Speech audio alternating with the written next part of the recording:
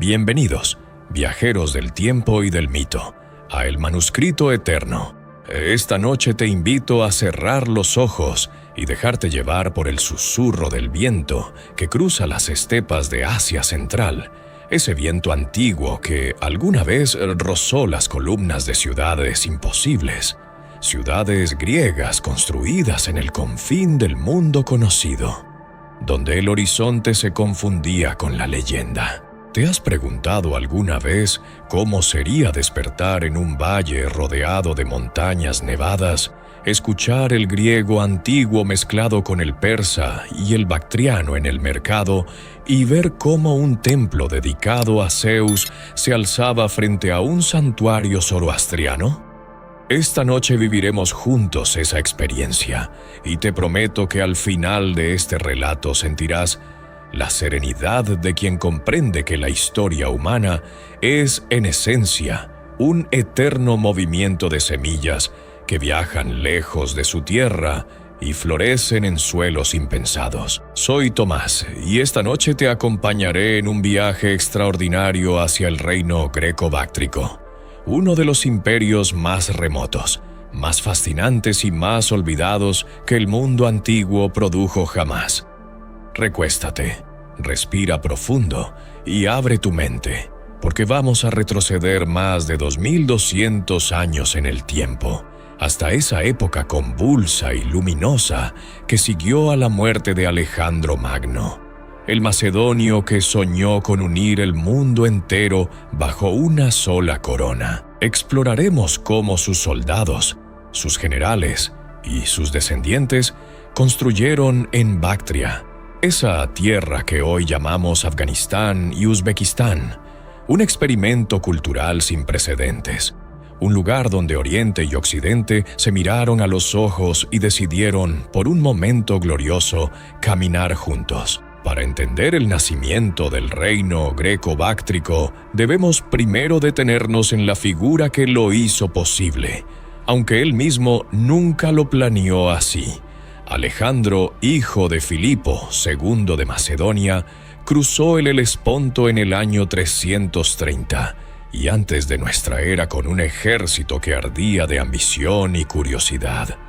Y en poco más de una década, transformó el mapa del mundo antiguo de una manera que ningún ser humano había logrado antes. Cuando llegó a las tierras de Bactria y Sogdiana, al norte del gran río Oxo,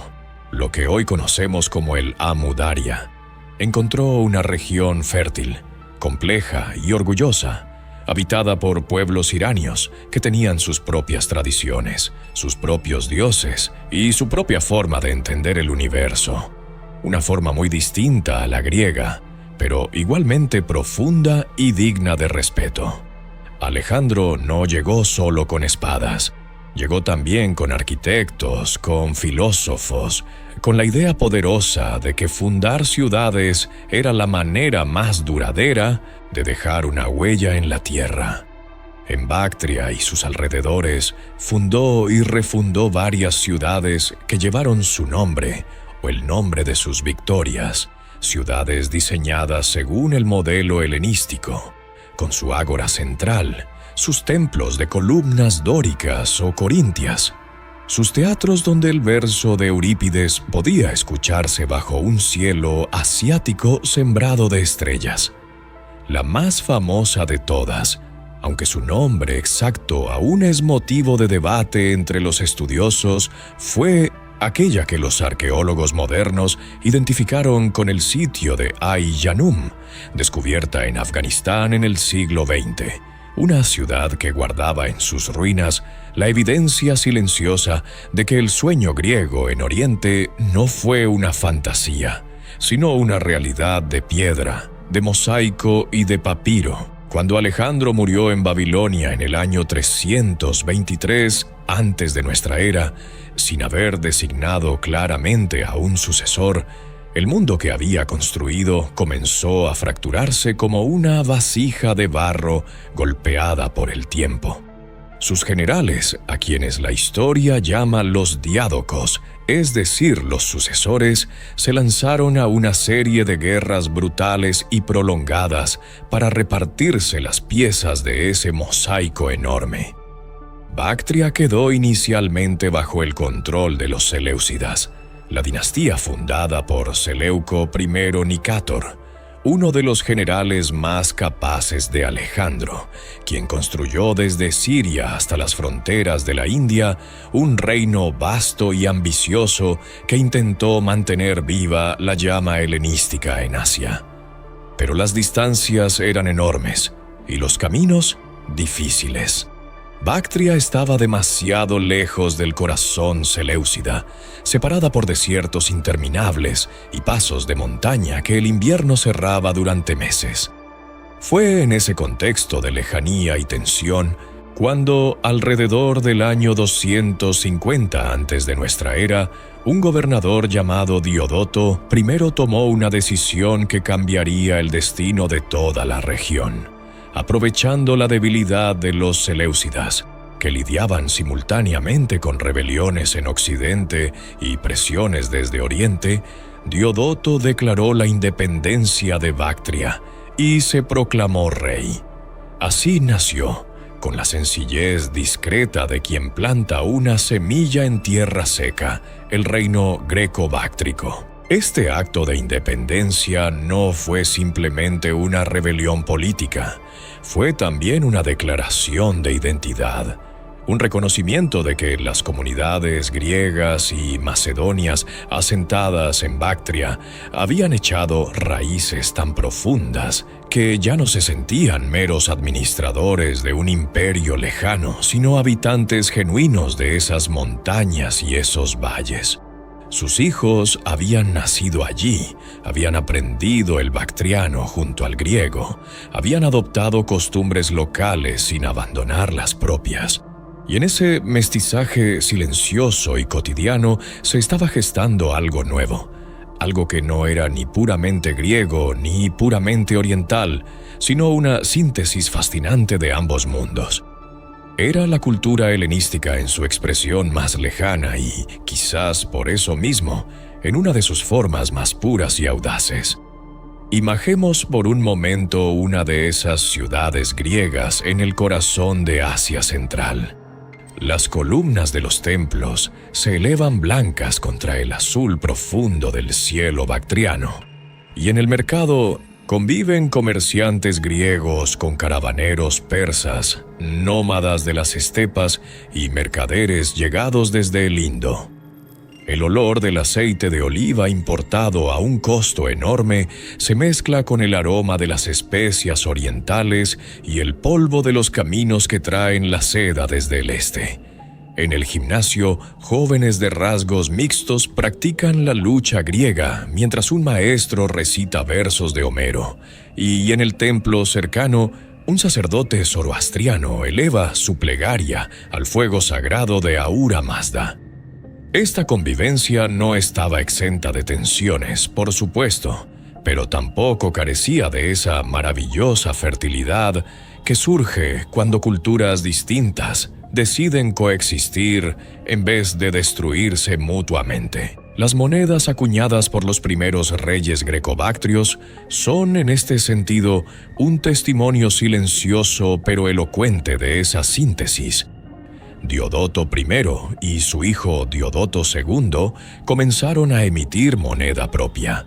uno de los actos más soberanos que un reino puede realizar, y en esas monedas grabaron retratos de una realeza helenística impecable, con la diadema real y las leyendas en griego.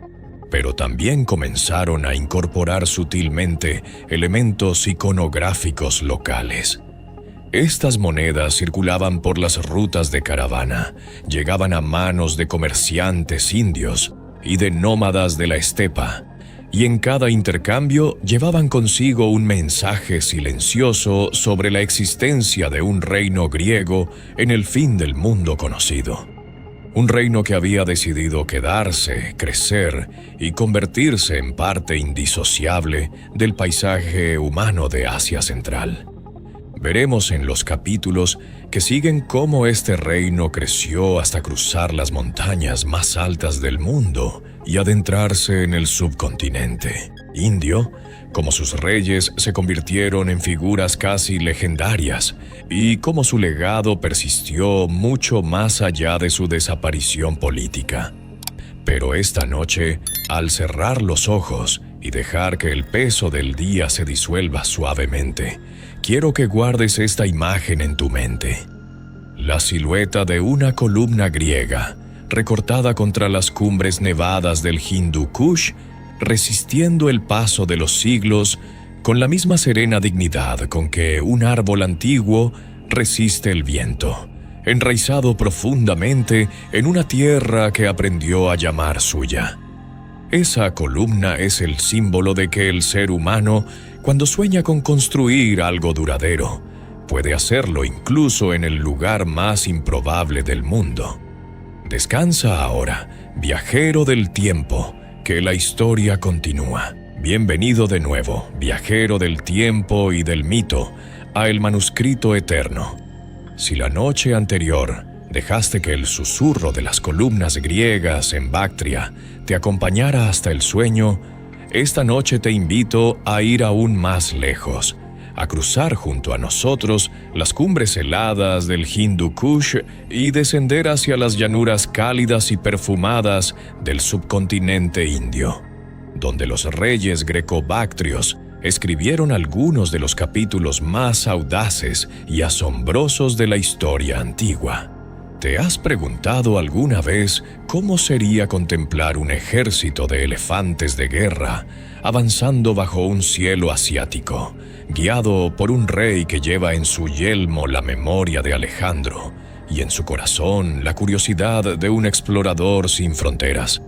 Esa imagen, que parece salida de un sueño épico, fue una realidad palpitante hace más de 2000 años, y esta noche la viviremos juntos con la calma y la profundidad que merece. Tras la fundación del reino independiente de Bactria bajo Diodoto I, el reino vivió décadas de consolidación interna, de tensiones con los seleucidas y de una búsqueda permanente de legitimidad ante sus propios súbditos, tanto los de origen griego y macedonio como los locales de tradición irania. Fue bajo el reinado de Eutidemo I, quien tomó el poder alrededor del año 230 antes de nuestra era, cuando el reino comenzó a mostrar su verdadero potencial expansivo. Eutidemo era un hombre de carácter firme y visión estratégica, capaz de resistir durante más de 2 años el asedio del rey seleucida Antíoco III sin claudicar, negociando finalmente una paz que reconoció su legitimidad como soberano. Esa resistencia, esa capacidad de mantener la dignidad frente a una potencia superior, habla de un reino que ya no era un accidente de la historia, sino una fuerza consolidada con voluntad propia. Pero fue el hijo de Eutidemo, Demetrio I, quien daría el paso más dramático y transformador de toda la historia greco-báctrica. Alrededor del año 200 antes de nuestra era, Demetrio cruzó las montañas del Hindu Kush con su ejército y comenzó la conquista de territorios que hoy comprenden el noroeste de Pakistán y partes de Afganistán e India. Este movimiento audaz convirtió al reino greco-báctrico en algo que los historiadores modernos denominan el reino indogriego, una extensión aún más oriental del experimento helenístico, donde el contacto con la civilización india alcanzó su punto de mayor intensidad y fecundidad.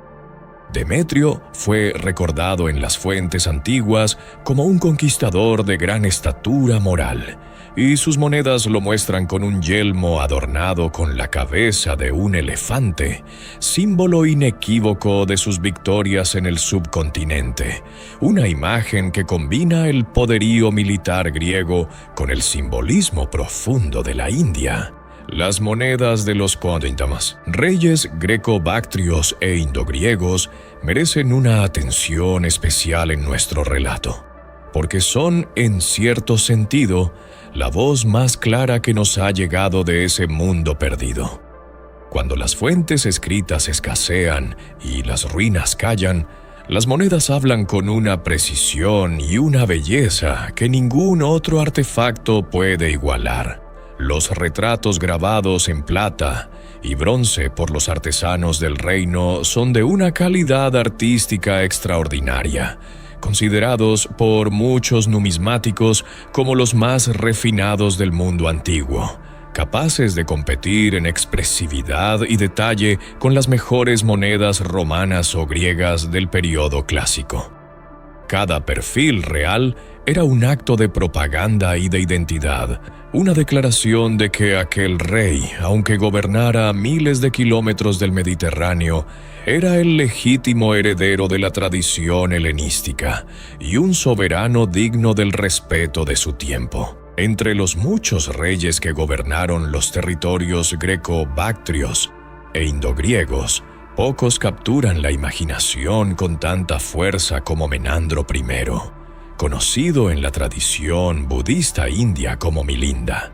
Gobernó en la segunda mitad del siglo II antes de nuestra era, con capital en la ciudad de Sagala, que hoy identificamos con la moderna Sialkot en Pakistán, y su reinado fue quizás el más extenso y próspero de toda la historia del reino. Menandro no fue solo un conquistador brillante que expandió sus dominios hasta los confines del subcontinente, sino también un hombre de profunda curiosidad intelectual que entró en diálogo genuino con la filosofía budista, ese río de sabiduría que fluía con fuerza creciente por toda la India de su tiempo. El texto clásico conocido como las Preguntas de Milinda, escrito en Pali, el idioma sagrado del budismo Theravada, recoge una serie de conversaciones filosóficas entre Menandro y el monje Nagasena, diálogos sobre el alma, el karma, la impermanencia y la naturaleza del yo que revelan a un rey no como un conquistador sediento de poder, sino como un buscador sincero de verdades profundas. Esta imagen de Menandro sentado con Nagasena, el rey griego y el monje indio intercambiando preguntas y reflexiones bajo la sombra de un árbol es quizás el símbolo más perfecto de lo que el reino greco-báctrico representó en su mejor momento. Un espacio de encuentro donde la filosofía griega y la espiritualidad oriental no se ignoraban ni se destruían, sino que se interrogaban mutuamente con respeto y curiosidad genuinos. Algunos textos budistas posteriores sugieren incluso que Menandro llegó a alcanzar el estado de un Arhat, es decir, un ser iluminado según la doctrina budista, lo cual, independientemente de su veracidad histórica, habla de la profunda impresión que este rey griego dejó en la memoria colectiva de las comunidades budistas del subcontinente. Hay algo sereno y poderoso en la idea de que la sabiduría no tiene fronteras culturales, que un griego criado en la tradición de Platón y Aristóteles podía encontrar resonancias profundas en las enseñanzas de Buda. Es precisamente en este punto donde debemos hacer una pausa, viajero del tiempo, para recordarte que si este relato te está llenando de calma y curiosidad, que si sientes que cada capítulo de El Manuscrito Eterno es un viaje que enriquece tus noches, te invitamos a suscribirte a nuestro canal. Tu suscripción nos permite seguir construyendo estos puentes entre el pasado y el presente, entre la historia olvidada y la mente que se abre al conocimiento mientras el mundo exterior se silencia. Suscríbete a El Manuscrito Eterno y acompáñanos en todos los viajes que aún están por venir. La riqueza del reino no era solo espiritual, ni solo artística. Las rutas comerciales que atravesaban Bactria y los territorios indogriegos eran arterias vitales del comercio antiguo, canales por donde fluían la seda china, las especias indias el lapislázuli afgano, el marfil y los caballos de las estepas. Las caravanas que cruzaban esos paisajes infinitos, con sus campanas tintineando en el silencio de los desiertos y sus pasos lentos sobre la piedra de las montañas, llevaban consigo no solo mercancías, sino también ideas, religiones, técnicas artísticas y palabras que fertilizaban todo cuanto tocaban. Los mercaderes que llegaban a una ciudad como Taxila, el gran centro cultural del noroeste indio que cayó bajo la órbita del reino indogriego, encontraban una mezcla asombrosa de escuelas filosóficas griegas, templos dedicados a divinidades indias y zoroastrianas, y bazares donde el griego, el sánscrito y el prácrito sonaban simultáneamente en el aire tibio de la tarde. Esta fusión de mundos que los reyes greco-bactrios e indogriegos propiciaron, aunque a menudo de manera imperfecta y tensa, dejó huellas que el tiempo no ha podido borrar del todo. Veremos en el capítulo final cómo esas huellas se cristalizaron en el arte de Gandhara, ese estilo único donde el Buda fue representado por primera vez con rasgos helénicos, con el drapeado fluido de la escultura griega y la serenidad interior del pensamiento indio. Pero esta noche, antes de que el sueño te recoja suavemente en sus brazos, guarda en tu memoria la imagen de Menandro y Nagasena conversando al atardecer. Dos hombres de mundos distintos encontrando en las palabras un territorio común, un territorio que pertenece a toda la humanidad. Descansa, viajero del tiempo, que la historia más hermosa todavía está por llegar. Bienvenido una vez más, viajero del tiempo y del mito, a El Manuscrito Eterno. Esta noche llegamos al final de nuestro viaje por uno de los reinos más extraordinarios y silenciosos de la historia antigua. Un reino que nació entre montañas nevadas y columnas de mármol, que floreció en el cruce de civilizaciones y que, como todas las cosas grandes y hermosas, llegó a su ocaso de una manera que nos invita a reflexionar sobre la naturaleza efímera del poder y la naturaleza eterna del legado. ¿Te has preguntado alguna vez cómo desaparece un mundo entero? ¿Cómo una cultura vibrante puede ser tragada por el tiempo y convertirse en polvo bajo las arenas de un desierto asiático? Y sin embargo seguir hablando siglos después a través de una escultura, de una moneda, de un gesto grabado en piedra? Esta noche encontrarás esa respuesta, y te prometo que la encontrarás con la serenidad de quien comprende que nada verdaderamente grande desaparece del todo. A lo largo del siglo segundo antes de nuestra era, el reino greco-báctrico comenzó a mostrar las primeras grietas de una fragilidad que había estado presente desde sus orígenes. El problema fundamental era uno que ningún rey, por brillante que fuera, podía resolver por completo: la distancia. Gobernar un territorio que se extendía desde las estepas de Asia Central hasta las llanuras del Punjab era una tarea que exigía recursos humanos, militares y logísticos que el reino simplemente no podía sostener de manera indefinida.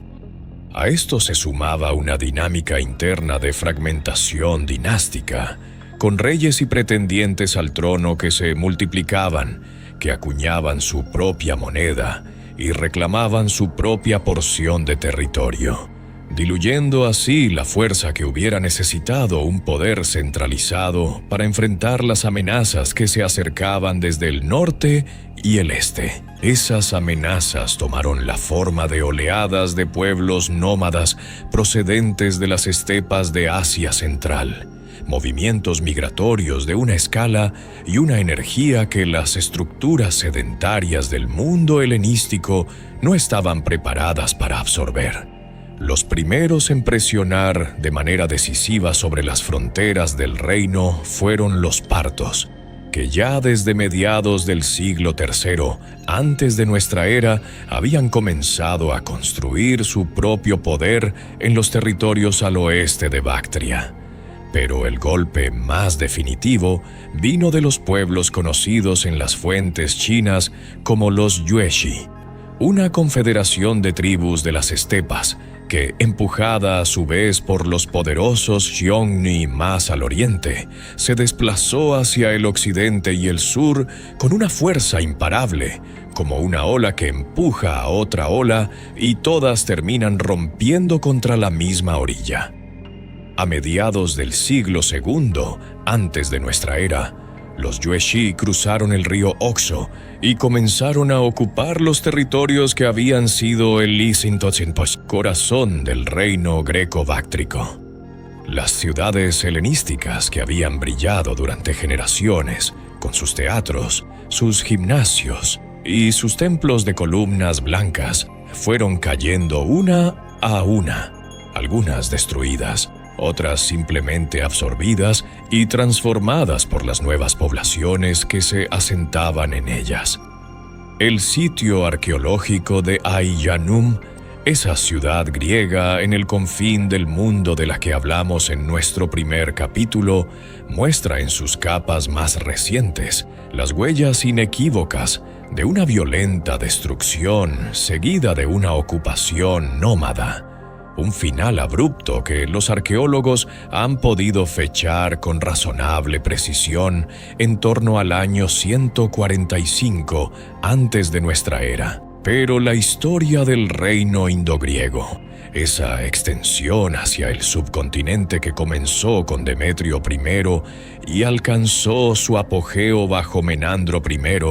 tuvo una duración algo mayor que la de su contraparte báctrica, protegidos por las montañas del Hindu Kush y por la complejidad del tejido político indio. Los últimos reyes indogriegos sobrevivieron en territorios cada vez más reducidos del noroeste del subcontinente hasta bien entrado el siglo I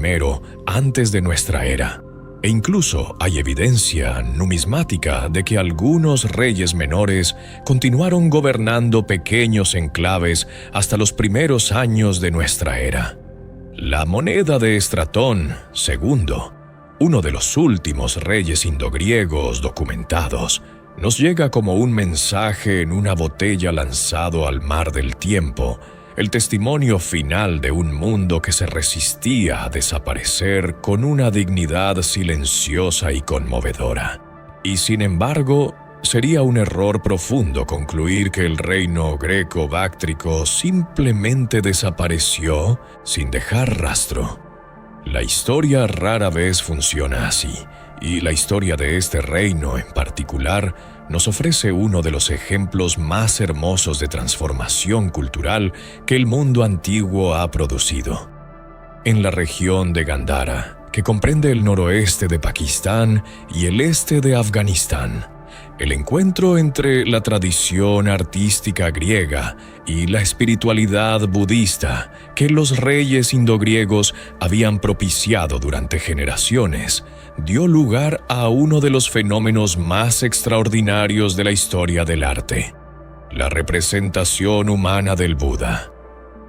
Antes del contacto con el mundo griego, el budismo representaba a su fundador de manera simbólica, a través de huellas, de ruedas del Dharma, de árboles sagrados, evitando cuidadosamente la figura humana por razones que combinaban la reverencia con la convicción de que ninguna forma material podía capturar la esencia del iluminado. Fue bajo la influencia del arte helenístico, con su maestría en el modelado del cuerpo humano, su capacidad para capturar la expresión interior en los rasgos del rostro y su sensibilidad para el drapeado de las telas, que los artesanos de Gandhara comenzaron a esculpir al Buda con forma humana. Las primeras estatuas budistas de Gandhara muestran a Siddhartha Gautama con rasgos que recuerdan al Apolo griego, con el cabello rizado que en el arte helenístico era propio de los dioses olímpicos, con la toga que fluye con la elegancia del mármol mediterráneo, y sin embargo con una expresión de paz interior, de ecuanimidad absoluta, que es profunda y esencialmente india. Esta fusión visual, este Buda de rostro griego y alma asiática, viajó luego a lo largo de la ruta de la seda hacia el este. Llegó a China, a Corea, a Japón, y fue la base sobre la cual todas las tradiciones budistas posteriores construyeron su imaginería sagrada. Cada vez que hoy contemplamos una imagen del Buda en cualquier rincón del mundo, estamos viendo, sin saberlo, el eco lejano de aquellos reyes griegos que cruzaron el Hindu Kush con sus ejércitos y sus sueños. La ruta de la seda, esa arteria de comercio e ideas que conectaba el Mediterráneo con China a través de Asia Central, fue también la vía por la que el legado greco-báctrico se diseminó de maneras que sus protagonistas nunca pudieron imaginar. Las técnicas artísticas, los motivos iconográficos, los estilos arquitectónicos y los conceptos filosóficos que se habían destilado en Bactria y Gandhara durante siglos de convivencia y mestizaje cultural viajaron con los mercaderes, los monjes y los embajadores que recorrían esas rutas polvorientas y luminosas, sembrando en cada oasis, en cada ciudad caravanera, semillas de una civilización que había florecido brevemente entre montañas y ríos antiguos y que se negaba a morir del todo. Así llegamos al final de nuestro viaje, viajero del tiempo y del mito. Y quiero que te lleves contigo esta reflexión mientras el sueño te abraza con suavidad esta noche. El reino greco-báctrico nos enseña que la grandeza de una civilización no se mide por la duración de sus instituciones políticas ni por la extensión de sus ejércitos, sino por la profundidad de las huellas que deja en el alma de los pueblos que la conocieron. Aquellas columnas griegas en el confín del mundo, aquellos reyes filósofos que conversaban con monjes budistas, aquellos artesanos que esculpieron el rostro del iluminado con manos educadas en la tradición de Fidias, todos ellos construyeron algo que ningún ejército nómada pudo destruir. La evidencia de que cuando las culturas se encuentran con respeto y curiosidad, el resultado es siempre más rico y más duradero que cualquiera de ellas por separado. Duerme ahora con esa sabiduría en el corazón y hasta la próxima noche en el manuscrito eterno.